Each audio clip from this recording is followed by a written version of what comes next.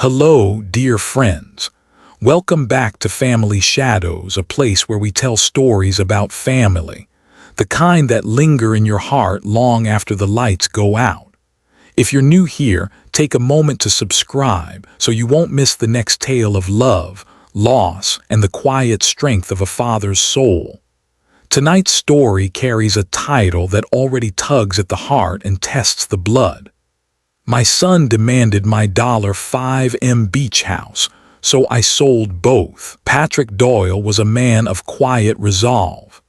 At 62, his hair had turned the color of ash, but his hands still bore the firm lines of an architect, hands that had drawn houses on tracing paper long before computers reduced design to cold geometry.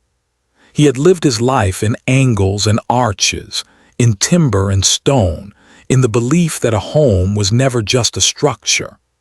A home was memory, stitched into wood and concrete, varnished with laughter, weathered with tears. The beach house was the pinnacle of that belief. Built nearly 30 years earlier, it had been his and Margaret's dream. They were young then, borrowing money they didn't quite have, pouring sweat into every detail. A wide porch facing the ocean, windows that swallowed the horizon, cedar beams that carried the scent of salt even years later.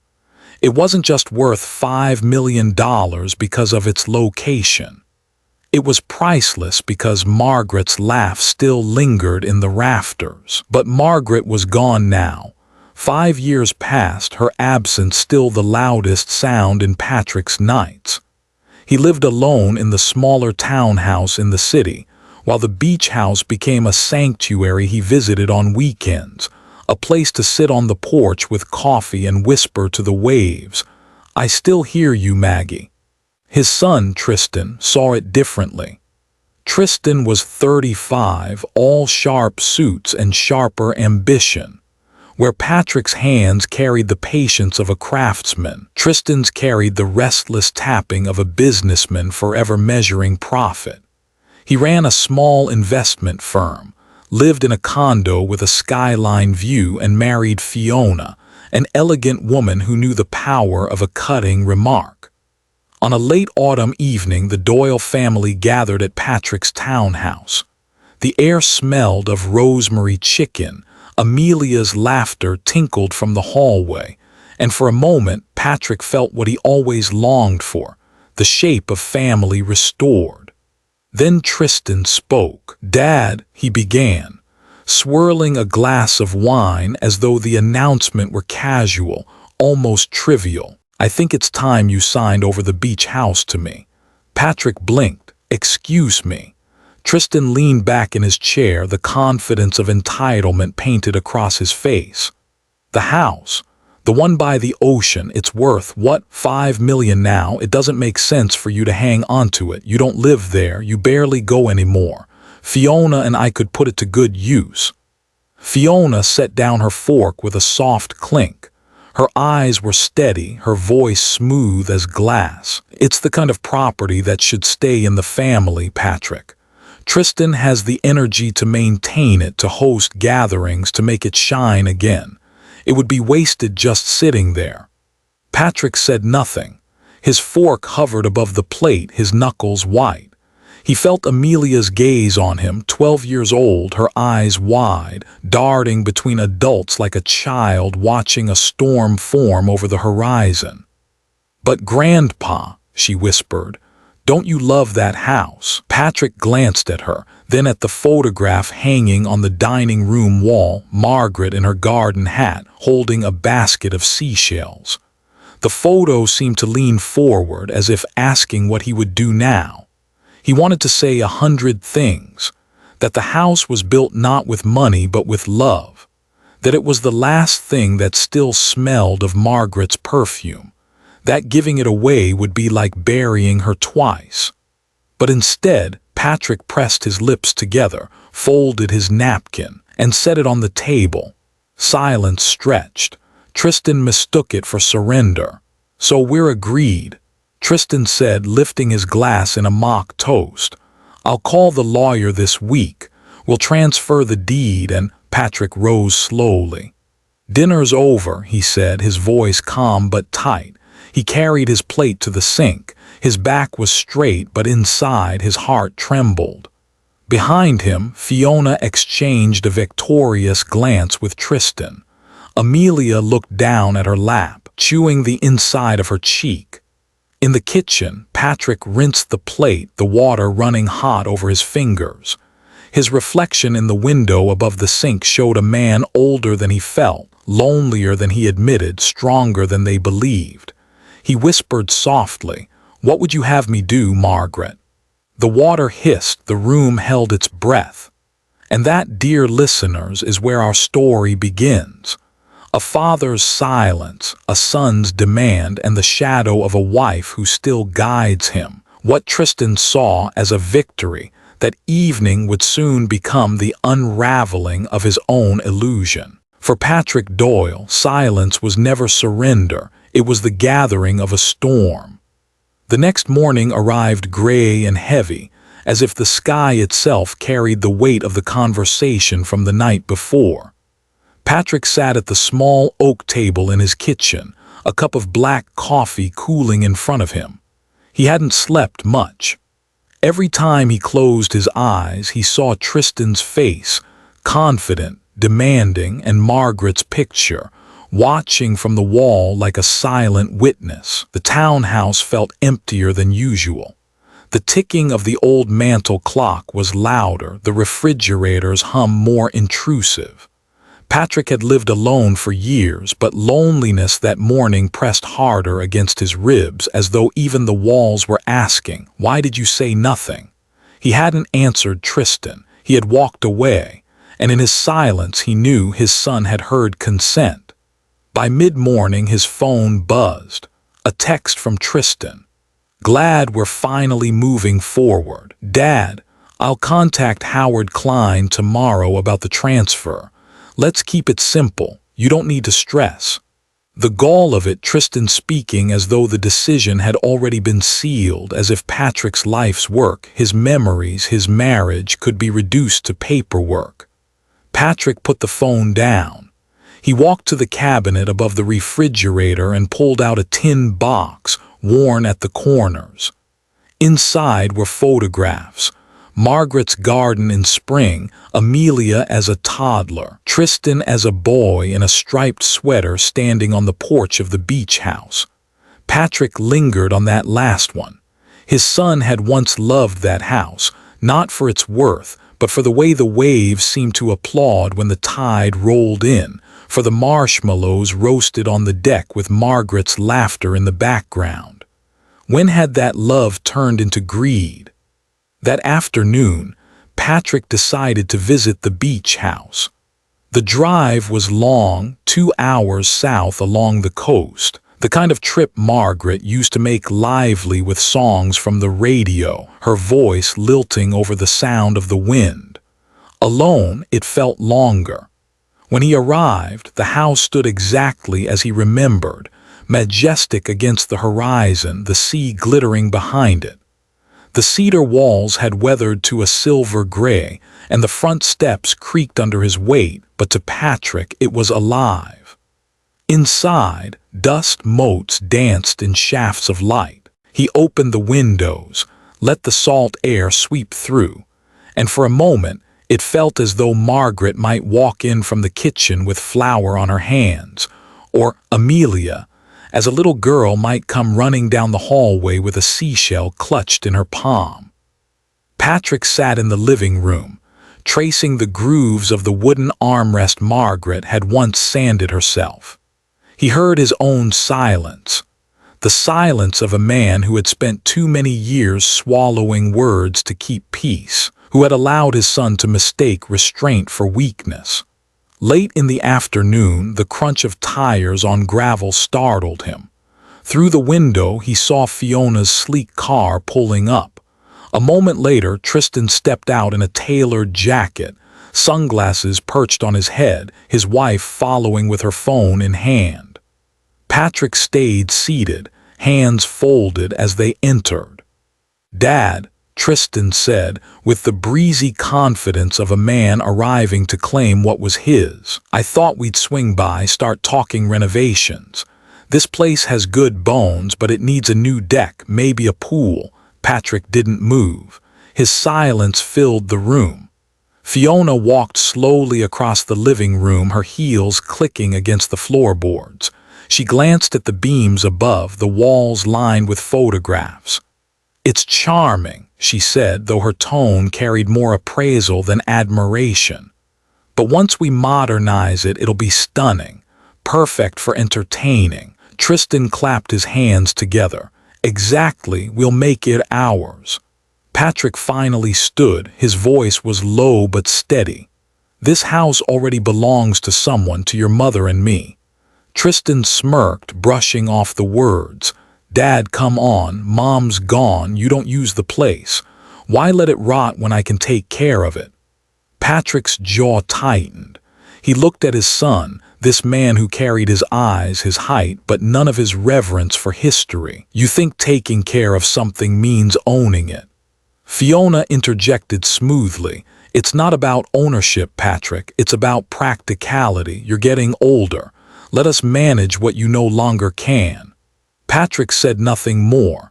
His silence returned, but this time it wasn't surrender, it was defiance. He walked past them out onto the porch where the ocean wind struck his face. His hands trembled, but his heart was hardening. Behind him, Tristan called out, "Don't make this harder than it needs to be, Dad. Howard will draw up the paperwork. You'll sign, and this will all be simple." Patrick stood at the railing, staring at the horizon where the sea kissed the sky. Margaret's voice seemed to whisper on the wind, "Don't let them erase us." He closed his eyes, letting the sound of waves answer for him. Inside the house, Tristan and Fiona were already speaking in low voices about furniture, renovations, and future gatherings. But Patrick knew, as he gripped the railing tighter, that silence was no longer enough. A decision was forming, heavy and immovable, like the tide that could not be stopped. The following Sunday, Patrick found himself once again at the family table. The Doyle townhouse felt smaller when Tristan filled it, his voice rising above the clink of silverware, Fiona's laughter sharp as glass. Amelia sat between them, poking at her mashed potatoes, her eyes darting nervously toward her grandfather. The meal began politely, as most do, with small talk about school and business. But the undercurrent was there, tugging like a riptide, everyone waiting for the conversation to bend back to the beach house. It didn't take long. "So, Dad," Tristan said casually, cutting into his roast, "I spoke with Howard this week. He's ready to move forward whenever you are. Just a few signatures and it's done." Patrick's fork paused midair. He placed it gently on the plate, then folded his hands. "I haven't agreed to anything." Tristan laughed lightly, though the edge in his tone was impossible to miss. "Dad, you don't need to drag this out. You know it makes sense. You don't live there, you don't maintain it. Fiona and I can handle everything." Fiona leaned forward, her smile practiced. "Patrick, think about it. You've carried this burden long enough. Wouldn't Margaret want you to enjoy your years without worry, to let go?" Her words cut deep, using Margaret's name like a lever against him. Patrick's chest tightened, but he said nothing. Amelia looked up, her small voice trembling. "But Grandpa loves the house. He takes me there, we look for seashells." Fiona's expression softened artificially. "Sweetheart, you'll still visit, it'll just be different." Patrick met Amelia's eyes. They were Margaret's eyes, wide and brown, filled with innocence.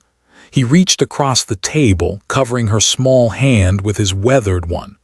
"Nothing about that house is a burden," he said quietly. The silence that followed was heavy. Tristan set down his knife and leaned back. "Dad, this isn't about nostalgia. It's about the future." That property is an asset, and assets should be used wisely. You're clinging to memories when you should be thinking about legacy. Legacy, Patrick repeated, his voice firmer than he expected. Do you know what legacy means, Tristan? Tristan waved his hand dismissively. It means making sure what you built doesn't go to waste. And right now, you're wasting it. Patrick looked at his son, this grown man who had once climbed onto his shoulders to watch fireworks over the beach, who had once begged for one more story before bed. Now he spoke of houses as assets, of love as waste.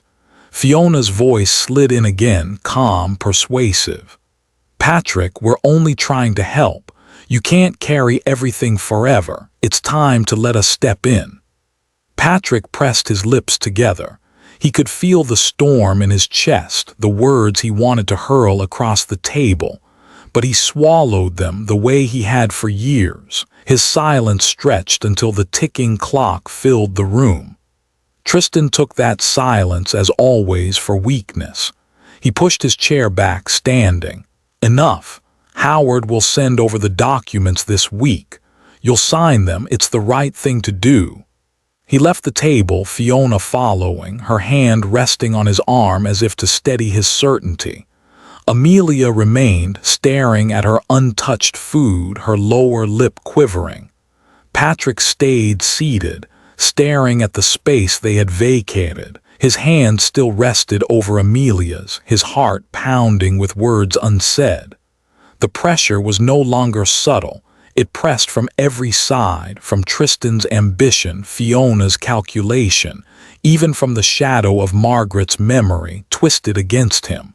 When Amelia finally whispered, "Grandpa, will they really take it?" Patrick closed his eyes. For the first time, he allowed himself to admit what he had not the night before. "They can only take what I give," he said softly. His silence, he realized, would no longer be enough. 2 days later, Patrick drove south again. The morning sun broke through a veil of thin clouds, lighting the highway in silvery strips. He drove in silence, the radio off, his mind occupied by voices that were no longer here. Margaret humming softly beside him, a younger Tristan in the back seat asking if they were there yet, Amelia giggling as she counted telephone poles flashing by. By the time he reached the coast, the tide was high and restless. The house rose on its bluff like an old sentinel, weathered but proud. Patrick parked, stepped out, and let the salt air sting his face. Inside, the house was quiet, dust coating the window sills, the faint scent of cedar still lingering in the beams. Patrick moved slowly through the rooms, trailing his fingertips along the walls. The grooves of the wood seemed to hum with memory. In the kitchen, he paused at the counter where Margaret once kneaded dough, flour streaking her cheeks. He could almost see her there, apron tied loosely, scolding him playfully for stealing a piece of dough. In the living room, he lowered himself into the armchair that had been hers. He closed his eyes, and in the hush, he heard laughter, the sound of summer evenings when neighbors crowded the porch, when Margaret strummed an old guitar, when Tristan ran barefoot down to the water with a flashlight, pretending to hunt for crabs. Patrick rose and walked to the staircase. His knees complained as he climbed, but his heart urged him upward. In the bedroom, sunlight poured across the quilt Margaret had stitched, the patterns faded now but still precise, like the lines of her life. He sat on the edge of the bed and opened the drawer of the nightstand. Inside lay a seashell, smooth and pink, the last one Margaret had picked up before she fell ill. He held it in his palm, the curve fitting perfectly against his skin. "You built this with me," he whispered. "You gave it breath. How can I let them take it from us?" The house creaked as if in answer. Later, Patrick wandered outside to the porch. The boards creaked under his weight, the railing rough beneath his hand. He remembered the day they had stained it together, Margaret teasing him for dripping too much varnish, Tristan toddling around with a toy hammer pretending to help. Patrick leaned on the railing, staring at the horizon. The sea stretched endlessly, waves collapsing in white foam, the same as they always had been. The world moved forward, indifferent to his battles, yet the house seemed to hold its breath with him. As dusk fell, Amelia's small voice echoed in his memory. "Grandpa, will they really take it?" No, he thought, they would not. But Tristan and Fiona would press harder. He knew them well enough. His silence had been read as permission, his love mistaken for weakness. They would circle like gulls waiting for scraps. He turned back to the house. The windows glowed faintly in the sunset like eyes watching him. He felt Margaret's presence everywhere, in every nail and beam, in the rhythm of the tide below. This was not simply a house. It was her, it was them. And as he stood in the doorway, Patrick knew the truth. If Tristan demanded and Fiona schemed, then he would have to answer not with silence but with action. The following week, Patrick's fears took form. Word had begun to spread, not from him but from Tristan. It started innocently, as these things often do, with a neighbor stopping Patrick outside the market. "Congratulations," the man said cheerfully, bag of apples swinging at his side. "I hear the house is staying in the family. Tristan's taking it over, isn't he? Fine boy you raised there." Patrick's stomach tightened. He forced a polite smile but said nothing. He pushed his cart forward, the weight of shame pressing harder with every step. Later, at the hardware store, another voice. "So Tristan's the new owner, huh? Lucky guy. 5 million on the coast and still climbing. You must be proud." By the time Patrick returned to his townhouse, he felt as though the walls were closing in. The rumor had escaped into the world and he had no voice in it. Tristan had claimed his inheritance before Patrick had even surrendered it. That evening, Patrick received a call from an old friend, Alan, who had once worked with him on architectural projects. "Pat," Alan said with a chuckle, "your boy's making quite a name for himself. Saw him at the club last night. Said he's about to close on a beach property that'll make him the envy of the coast. You wouldn't believe how proud he sounded." Patrick closed his eyes, the phone pressed against his ear. "Yes," he said softly, "I would." 2 nights later, Patrick attended a dinner at Tristan and Fiona's condominium. He had hesitated at the invitation, but Amelia had called him, her voice bright, asking if he'd come. He couldn't say no to her. The apartment was sleek, decorated in chrome and glass, every line sharp and modern. It felt nothing like the warm wooden walls of the beach house. Guests moved easily through the space, laughter spilling from the kitchen, glasses clinking. Patrick stood quietly near the balcony doors, sipping a club soda. He preferred to observe rather than perform. Then he heard Tristan's voice rise above the hum. "Oh, it's practically mine already," he was saying, waving his hand as though dismissing the formality of paperwork. The old man finally realized he can't manage a property like that. 5 million, prime location. Soon enough, I'll have it under my name. Just wait till you see the renovations. Laughter rippled among the guests. Fiona smiled beside him, her hand brushing his arm, her eyes glittering with satisfaction. Patrick's heart thudded in his chest. He felt the burn of humiliation, not only for himself, but for Margaret, for Amelia, for the truth twisted into entertainment. A guest asked, "What kind of renovations?" Tristan grinned, his teeth flashing. "Oh, the deck's coming down, we'll put in a pool, maybe even extend the porch. It'll be the best property on the coast, perfect for parties." Patrick's hand tightened around his glass until his knuckles ached. Parties. His son spoke of the house as though it were a prize, a trophy to be displayed.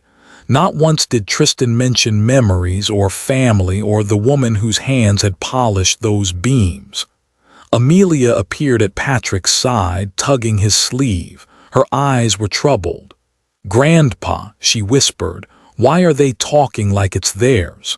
Patrick bent down, his voice low but firm. "Because sometimes, Amelia, people believe what they want to believe, but that doesn't make it true." She nodded, though her brow furrowed. As the night wore on, Tristan basked in the admiration of his guests. Patrick remained in the corner, watching, listening. Each word Tristan spoke dug deeper into the soil of arrogance, planting seeds that Patrick knew he would one day reap. When the party ended, Patrick left without fanfare. He walked into the cool night air, the city lights reflecting on his glasses. His silence that evening had not been weakness. It had been the sound of resolve hardening. Tristan could boast, Fiona could smirk, the world could assume. But Patrick knew the truth, and soon they would know it too. He unlocked his car, slid into the driver's seat, and sat for a long moment before starting the engine. He rested his forehead against the steering wheel, whispering into the darkness, "Margaret, forgive me for waiting this long. I won't let them take you away from me again." The car hummed to life, and Patrick drove off into the night, carrying with him not defeat but the first glimmer of decision.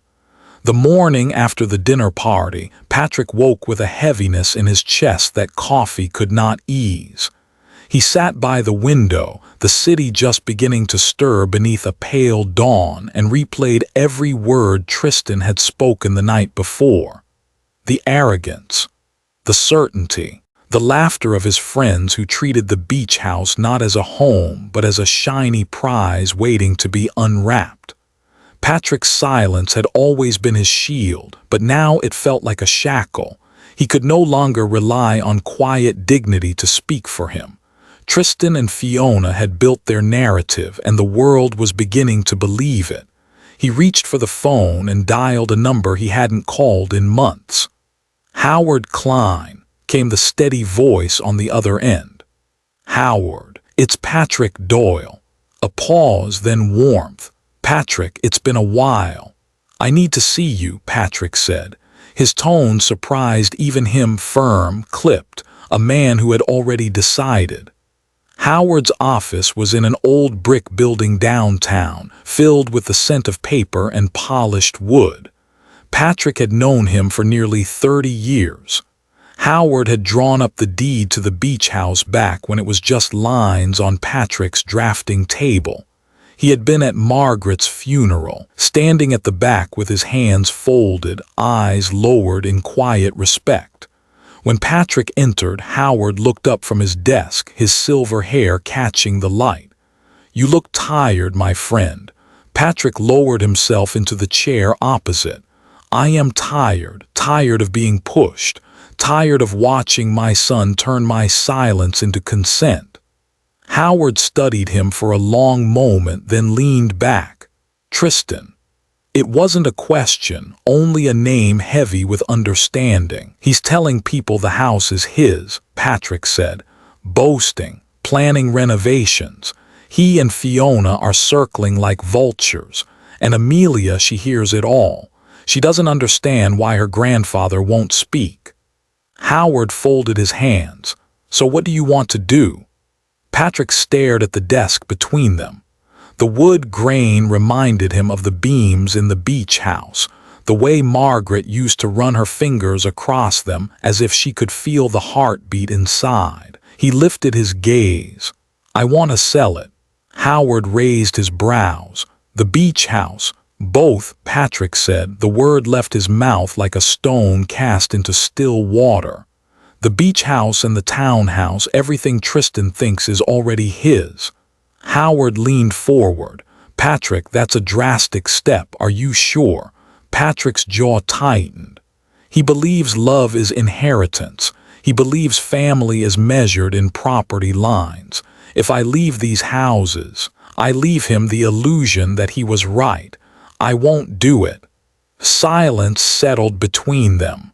Outside the window, the city hummed with traffic, but in the office, only the clock ticked. Howard finally nodded. "Then we'll draw up the papers. It won't be complicated. I'll contact a buyer I trust. We can keep it discreet until the contracts are signed." Patrick exhaled slowly. For the first time in weeks, he felt something other than dread. It wasn't relief, it was resolve. Howard reached across the desk, resting a hand on Patrick's arm. "This won't be easy. Tristan will be furious." Patrick met his eyes. "He already is, but Margaret didn't raise me to be a man who bows to arrogance. She raised me to protect what matters. And sometimes, Howard, the only way to protect something is to let it go before someone else ruins it." Howard nodded solemnly. "Then we'll do this together." That evening, Patrick returned to the beach house. He walked its rooms as though saying farewell, pausing at every corner, every beam. He sat on the porch as the sun sank into the sea, the sky aflame with oranges and purples. He imagined Margaret beside him, her hand in his, her head resting lightly on his shoulder. "I'm not losing you," he whispered into the wind. "I'm protecting you." The waves crashed below, steady, eternal. The ocean had seen men cling to their treasures and men let them go. Tonight it bore witness to a father who chose dignity over possession, justice over silence. Patrick closed his eyes, the salt air filling his lungs. For the first time in a long time, he didn't feel trapped by his silence. He felt carried by it, like the calm before a storm that would change everything. The sale happened faster than anyone expected. Howard Klein moved with the efficiency of a man who had seen families tear themselves apart over land and money, and who knew that delay only fed the fire. Within days, buyers were lined up, quiet, discreet investors who wanted what Patrick no longer intended to keep. Patrick signed the documents in Howard's office, the black ink flowing steadily across thick paper. His hands shook slightly, not from doubt but from the weight of finality. When the last signature dried, Howard placed the papers into a folder, clasped it shut, and looked at him with a steady gaze. "It's done," Howard said. Patrick nodded. "Good." He walked out of the office into the crisp autumn air, his coat collar turned against the wind. There was no triumph in his step, only the solemn certainty of a man who had chosen his path. 2 days later, Tristan stormed into the townhouse. His face was flushed, his tie askew, his voice already raised before the door even closed. "What the hell did you do?" he demanded. Patrick sat calmly in his armchair, a book open in his lap though he hadn't been reading. He looked up, his expression composed. "I sold the beach house," Patrick said evenly. Tristan's hands balled into fists. "You what? You had no right." "I had every right," Patrick interrupted. His voice was quiet but carried the weight of stone. "It was mine, it was your mother's, and I chose to let it go before you destroyed it." Tristan paced the room, his anger filling the space like smoke. "Do you have any idea what you've done? That was supposed to stay in the family. That was supposed to be mine." Patrick closed the book and set it aside. "No, Tristan, that's where you've always been wrong. Nothing is yours until it is given, and you mistook my silence for permission." Tristan's chest heaved. His voice cracked as he shouted, "Fine. I'll take the townhouse then, at least that's mine when." Patrick cut him off again, his tone colder than Tristan had ever heard. "I sold that too." The words hung in the air like a thunderclap. Tristan froze, his eyes wide, his mouth open. Fiona, who had been standing by the doorway with her arms crossed, dropped her phone in shock. The room went utterly still except for the soft tick of the grandfather clock in the corner. You sold both," Tristan whispered, his voice stripped of its bravado. Patrick rose slowly, his frame still tall, his shoulders squared. I did. The beach house, the townhouse, everything you thought you could claim. Gone. The money will go where it belongs, not into your parties, not into your pride, but into something your mother would have been proud of. Tristan's face twisted with fury, then disbelief, then a kind of helplessness he hadn't felt since boyhood. He staggered back as though struck. You've ruined everything, he spat. No, Patrick said softly. I've saved everything worth saving. Fiona found her voice at last. How could you do this? Do you have any idea how foolish this looks? People will think. I don't care what people think, Patrick said firmly. I care what's true, and the truth is this family forgot what love and respect mean. You treated me like a bank. You treated your mother's memory like currency, and I won't allow that. Amelia, who had been listening from the top of the stairs, crept down silently. She looked between her father and grandfather, her small voice breaking the tension. Grandpa, Patrick turned, his expression softening. Yes, Amelia. Her eyes brimmed with tears, but her lips curved into a trembling smile. You didn't let them take it from you. He knelt down, opening his arms, and she ran into them. He held her close, breathing in the scent of her hair, the only pure thing left in that room. Tristan stood frozen, fists still clenched but powerless. Fiona seethed silently, her plans unraveling before her eyes. Patrick held Amelia tighter, his voice low but clear enough for all to hear. One day you'll understand, Amelia. Houses can be sold, money can vanish, but respect is what makes a family whole. Outside, the autumn wind howled against the windows. Inside, Tristan finally realized he had lost not just property but control. Patrick's silence had never been weakness. It had been the patience of a man waiting for the right moment to speak. And now, with 2 houses gone and the illusion shattered, his voice had spoken louder than Tristan's boasting ever could. A week later, the papers were finalized, and the funds from the sales cleared. Patrick walked into Howard Klein's office again, this time with no tremor in his step. Howard handed him a thin folder, account statements, proof of transfer, details neat and tidy. It's all there, Howard said. The beach house, the townhouse, every cent accounted for. Patrick glanced at the numbers, then closed the folder without a word. Good, now it's time to do something that matters. Howard tilted his head. You're certain about this? Patrick's gaze lifted to the window where late autumn leaves skittered across the pavement. I've never been more certain. Margaret always wanted her life to mean more than walls and wood. She believed in building people, not just houses. This is how I honor her. 2 weeks later, a modest ceremony was held at the local community center. A banner stretched across the room, the Margaret Doyle Scholarship Fund. It was a simple event, no grand speeches, no champagne, but the air carried a quiet reverence. Teachers, local leaders, and a few students stood in small groups, whispering about the generosity of an old architect who had turned 2 houses into futures for children who had none. Patrick stood near the podium, Amelia at his side, her small hand wrapped around his. She looked up at him with pride far too old for her years. Grandpa, she said softly, Grandma would love this. He bent down and kissed her forehead. She does love this, she always will. When it came time for him to speak, Patrick stepped to the microphone. His voice was steady, his words plain but weighted.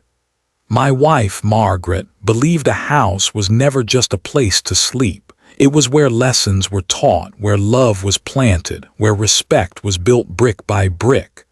When she passed, I thought the house we built together was all I had left of her, but I see now that wasn't true.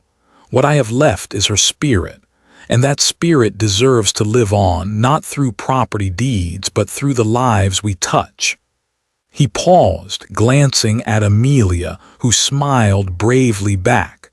So today, I choose to let Margaret's memory build something greater. This fund will help children who dream, children who might one day build their own homes of love and dignity. That's a legacy no one can take. The room fell silent, then filled with applause, not the loud, raucous kind that feeds egos, but the gentle, sustained kind that honors truth. Later, as the evening ended, Patrick walked outside with Amelia. The air was crisp, the stars bright above. Tristan and Fiona had not come. Their absence was loud, but Patrick no longer carried the weight of their anger. He carried only the quiet strength of having done right. Amelia squeezed his hand. "Grandpa, are you happy?" Patrick looked up at the sky, the memory of Margaret's voice lingering like a hymn. "Yes, sweetheart," he whispered. "For the first time in a long time, I am." And as they walked into the night, Patrick knew that two houses were gone, but love remained, stronger, purer, unshaken. Dear friends, thank you for listening to this story on Family Shadows. May it remind us all that true wealth is not measured in houses or accounts, but in the respect and love we give each other. I wish you and your families health, happiness, and peace. Until next time, take care of each other and hold close the ones you love.